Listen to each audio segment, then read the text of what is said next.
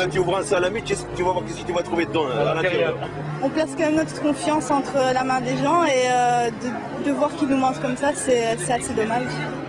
Alors qu'est-ce qui est vraiment halal?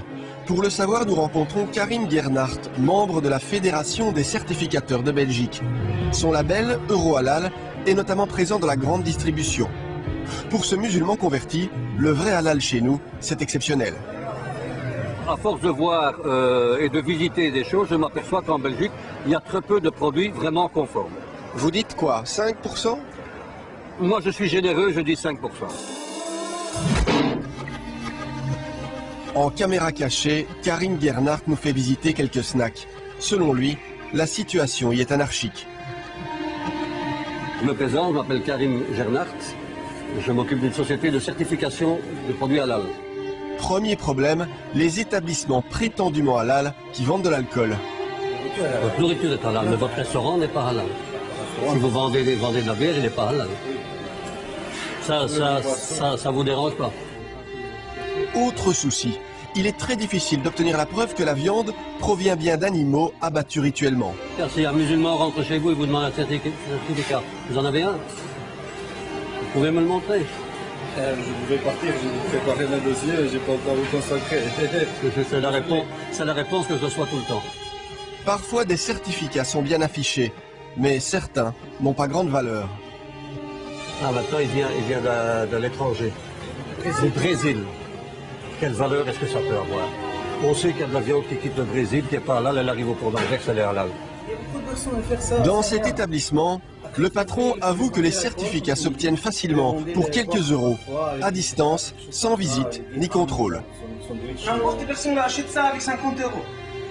Vous achetez ça 50 euros? Jamais. Non, j'ai jamais acheté ça. Non, mais vous voulez dire qu'on peut l'acheter, c'est ça? Oui.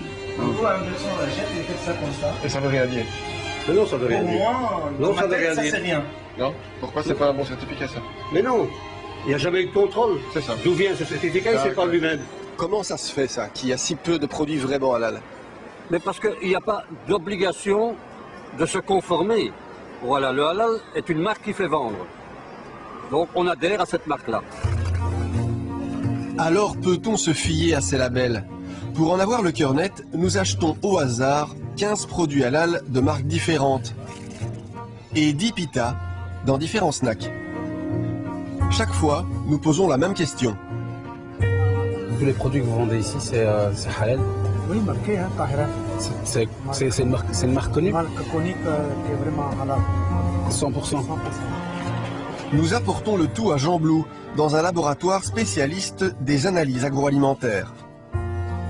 Le test que nous demandons est simple, détecter la présence éventuelle d'ADN de porc dans tous ces produits qui, en principe, ne devraient en aucun cas en contenir.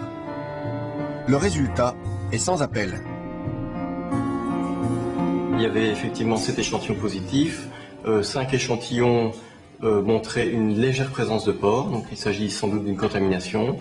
Et pour 2 autres échantillons, on avait une présence beaucoup plus marquée. Et il s'agissait là d'un saucisson sec et d'une conserve de mortadelle. Donc dans ces 2 cas-là, indéniablement, il y a du porc dans les produits, même si ce n'est pas étiqueté, il n'y a pas écrit qu'il y a du porc dans les ingrédients, c'est ça? Oui, exactement. Il y a du porc dans ces 2 produits, c'est clairement démontré. Dans les 5 autres échantillons, vous parlez de contamination. C'est quoi une contamination?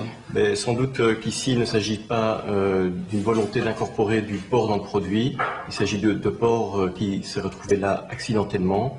Peut-être au niveau du process industriel, la viande a été en contact avec du porc.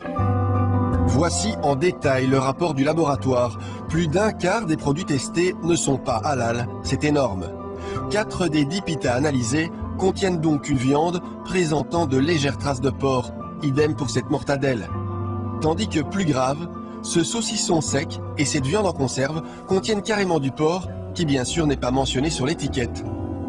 Ces articles sont pourtant labellisés halal. La marque Sebian, qui fabrique ce saucisson, n'a pas souhaité répondre à nos questions. L'autre marque, Tahira, aurait été contrôlée et déclarée conforme par un certificateur. C'est ce que mentionne la boîte. Sur son site, la marque promet, verset du Coran à l'appui, qu'elle respecte l'islam. Elle se vante même d'offrir des contrôles qualité très stricts. Danek, healthy, environmentally friendly, fair trade and non-cruelty to animals.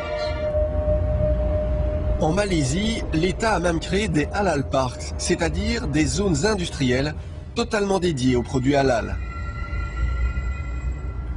Des Belges s'y sont installés. Oléon produit des huiles pour l'industrie agroalimentaire, pour la boulangerie notamment. Voilà tous nos certificats. Nous en avons un par produit, pour chaque marque que nous produisons. Ici, tout doit être fait dans le respect de l'islam. L'usine a par exemple sa mosquée. La Malaisie est un pays musulman, donc les travailleurs doivent pouvoir faire leurs prières durant les heures de travail. Du laboratoire à la cantine, les autorités ont contrôlé toutes les installations, la production et les 40 fournisseurs d'Oléon. Ça a pris 9 mois. Le plus important, c'est que nos fournisseurs soient certifiés halal. Tout ce qui entre dans l'usine d'une façon ou d'une autre doit être certifié. Et le transport aussi doit se faire avec des camions halal, c'est-à-dire des camions qui ne transportent ni porc ni alcool. Même le personnel doit être engagé selon des critères stricts. 40% de musulmans. Ils garantissent le caractère halal de la production. Ils doivent par exemple signaler aux autorités ce qui ne serait pas halal dans le processus de production. C'est la condition pour obtenir le JAKIM, c'est-à-dire le certificat malaisien. James de Calu nous dira hors caméra que ces certifications coûtent 500 € en moyenne. En plus d'être sérieuses, elles coûtent nettement moins cher qu'en Belgique.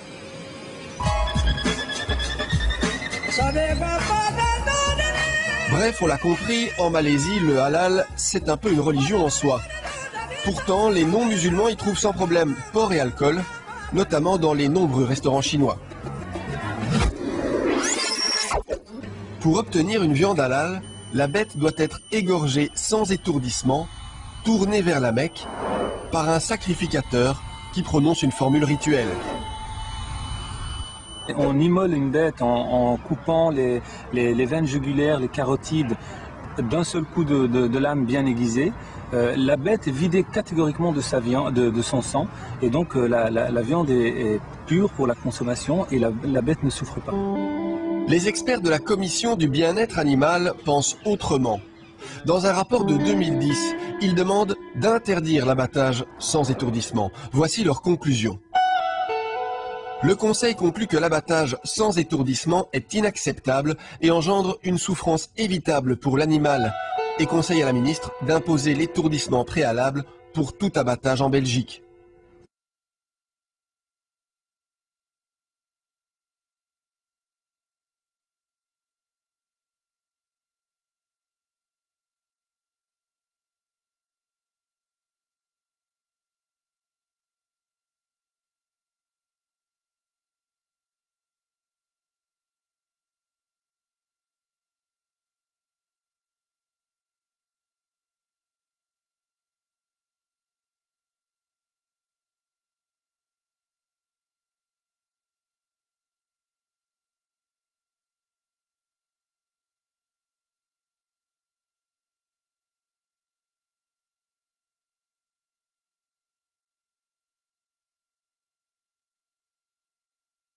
Pour obtenir une viande halal, la bête doit être égorgée sans étourdissement, tournée vers la Mecque, par un sacrificateur qui prononce une formule rituelle. Les musulmans s'indignent, Gaïa applaudit et avance un autre argument. Aujourd'hui, pour certains animaux, l'égorgement sans étourdissement est devenu la règle. 92% des ovins, par exemple, sont tués de cette façon en Belgique.